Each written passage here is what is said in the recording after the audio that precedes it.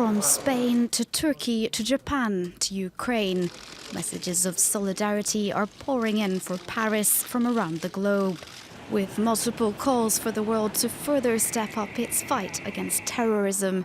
German Chancellor Angela Merkel held an emergency ministerial meeting in the wake of the attacks.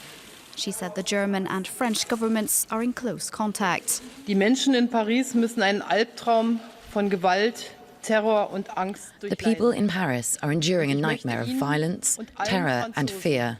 Above all, today I would like to say one thing to them and to the French people as a whole.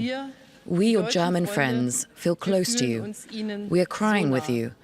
We will join you in the fight against those who did something so unfathomable to you. Gemeinsam den Kampf gegen die führen, die ihnen so etwas Unfassbares angetan haben.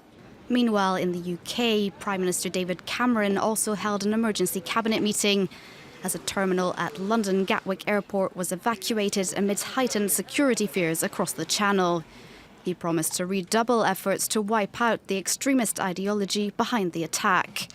The events in Paris are the worst act of violence in France since the Second World War, the worst terrorist attack in Europe for a decade. Today, the British and French people stand together, as we have so often before in our history when confronted by evil. Shocked but resolute, in sorrow but unbowed.